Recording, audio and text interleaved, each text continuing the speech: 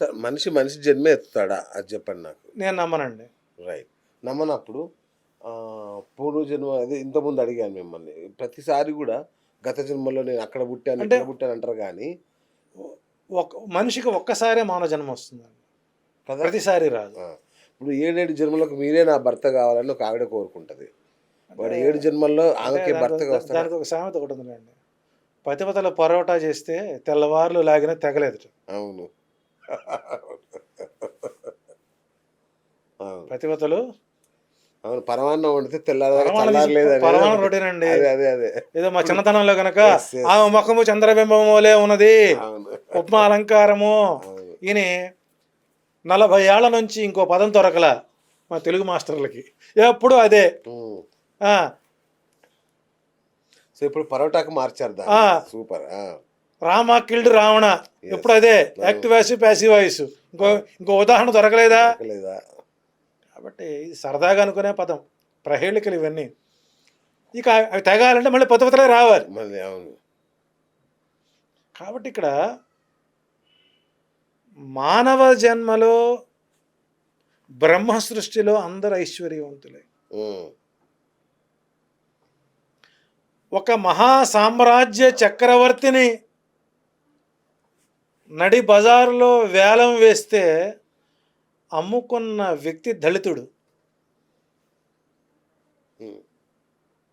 దంతావళంబుపై బలవంతుండొకండు నిలచుండి దువ్వుగ రతనం వెంతటి అని సత్యహరిశ్చంద్రుని అమ్ముడుపోతున్న సమయంలో కాటి కాపరిగా పనిచేస్తున్నటువంటి ఆ కాటి కాపరి వీరబాహుడు హనుమ హరిశ్చంద్ర చక్రవర్తిని అంత డబ్బు పెట్టి కొన్నవాడు భాగ్యవంతుడు కాదా? హ్మ్. రైట్. హరిశ్చంద్ర చక్రవర్తి యొక్క భార్యని చంద్రమతిని కొన్నవాడు ఒక అగ్రవర్ణ బ్రాహ్మణుడు కూడా అంత డబ్బుతో కొన్నాడు కదా. మరి బ్రహ్మ దృష్టిలో అందరూ కూడా ఐశ్వర్యవంతులే కదా. బ్రహ్మ దృష్టిలో అందరికీ ఒకటే జ్ఞానం కదా. రూపనామములు వేరైనా భగవంతుడు ఒకటే కదా. హ్మ్. రూపనామాలు వేరైనా మానవ జన్మ ఒకటే కదా.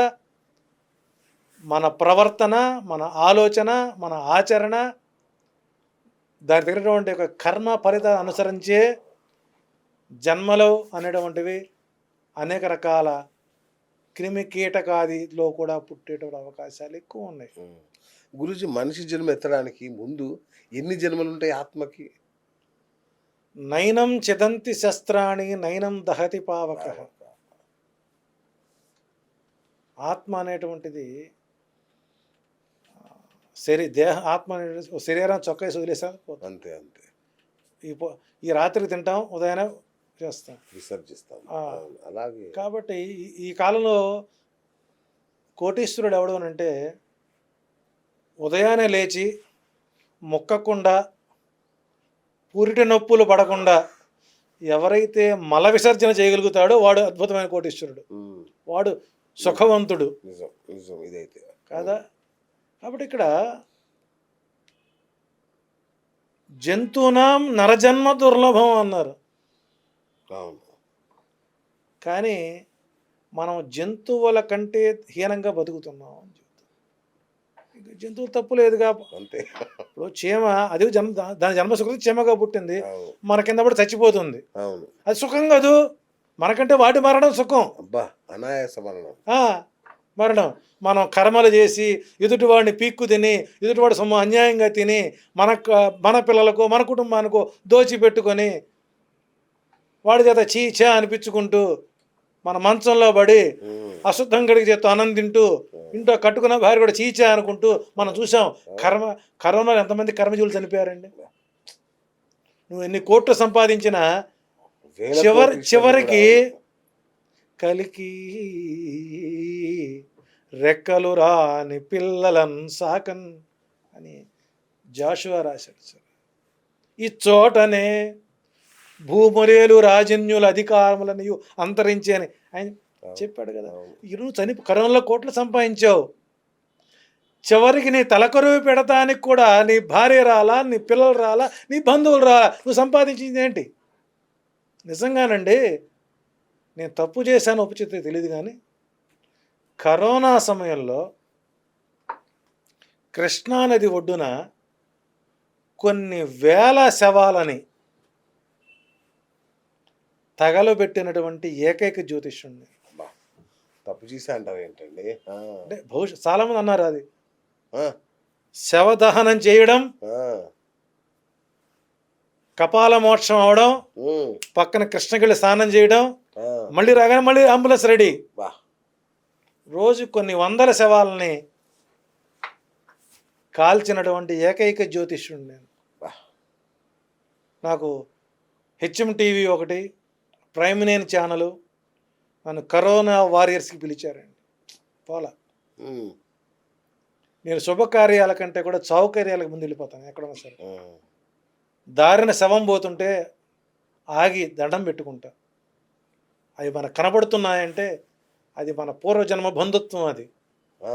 శవాలందరికీ కనపడవు. ఓహ్! అక్కడ ఒక నమస్కారం చేసుకోవాలి. నీ ఆత్మ సంతృప్తి కలుగ్గాక. హ్మ్. కాబట్టి ఆత్మ మళ్ళీ పుట్టాలని కోరుకోవడం నా దృష్టిలో నీచ స్థితి. ఓకే. జన్మ పరిత్యాగం కావాలి, హ్మ్. మోక్షం కావాలి, కరెక్ట్. కైవల్యం కావాలి అని కోరుకోవాలి. హ్మ్. మళ్ళీ జన్మెత్తాలి, వాడిని సాధించాలి. సాధించడానికి ఆ జన్మ ఎందుకు నాయనా మనకు? హ్మ్. ఈ లెక్కన ఒక పాము మనల్ని కాటేసిందంటే అది నీకు పూర్వజన్మలో శత్రువుగా భావించుకోవాలి. రైట్. అదే సార్. అంటే దానికి రిలేటెడే ఈ జన్మలో భార్య నెక్స్ట్ జన్మలో కూడా వస్తదా? ఆ, అందరూ వేరే భయపడుతున్నారు. రూపంలో రావచ్చు, దానిదేముంది. ఆ! ఇప్పుడు ఈ జన్మలో ఏడిపించే అత్తగారులు ఉంటారు, అవును. వాళ్ళందరూ పూర్వజన్మలో మొగుళ్ళు అనుకోండి. అచ్చచ్చచ్చా! ఓకే. కాబట్టి ఇక్కడ పూర్వజన్మల గురించి జన్మ ఎత్తుతారండి. హ్మ్. ఎందుకంటే మన కర్మ పరిపాకం పైదాగర సిద్ధాంతాన్ని మనం ఆచరించాలి కదా. ఓకే. కర్మ సిద్ధాంతం ఒకటి ఉంది కదా. అవును. ఆ కర్మ సిద్ధాంతానికి లోబడే మనిషి బతకాలి. రైట్ గురుగారు. ఇవన్నీ మనకు ఆ! గరుడ పురాణంలో మనకు చాలా యాక్ట్స్ ఇచ్చారు. ఓకే. శ్రీకృష్ణుడిని చంపడానికి వాళ్ళ మేనమామ కంసుడు 36 సార్లు అటెంప్ట్ మర్డర్లు చేశాడు. హ్మ్. అటెంప్ట్ మర్డర్ కేసు పెట్టచ్చు ఆయనకి. అవును.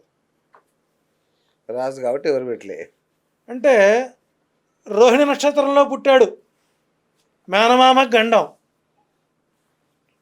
కాబట్టి మేనమామకి చెప్పకూడదు, మేనమామ చూడకూడదు.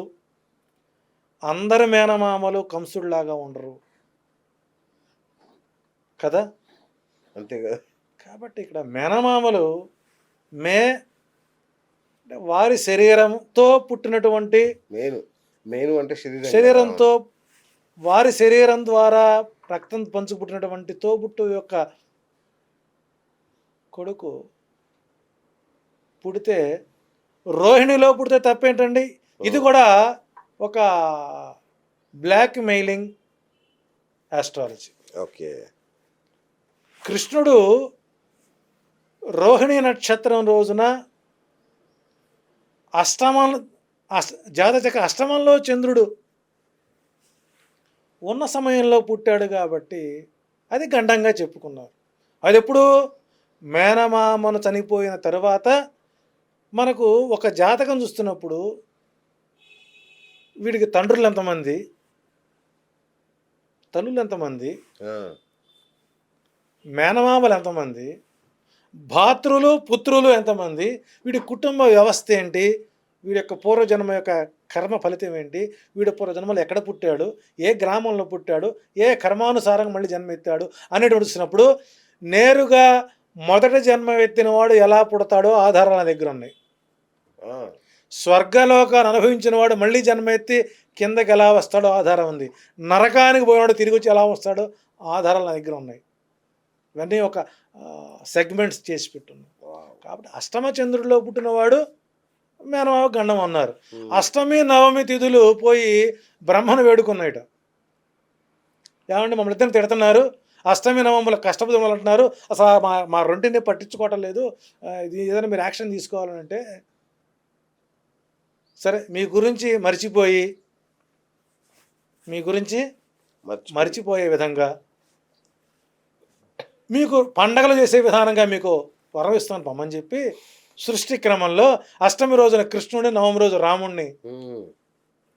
పుట్టించి అష్టమి రోజున రోహిణి రోజున కృష్ణాష్టమి, నవమి రోజున శ్రీరామనవమి చేసుకుంటూ అష్టమి నవమి రెండుకి కూడా ఒక మంచి ఒక మంచి భవిష్యత్తు ఉత్కృష్టమైనటువంటి ఆహా.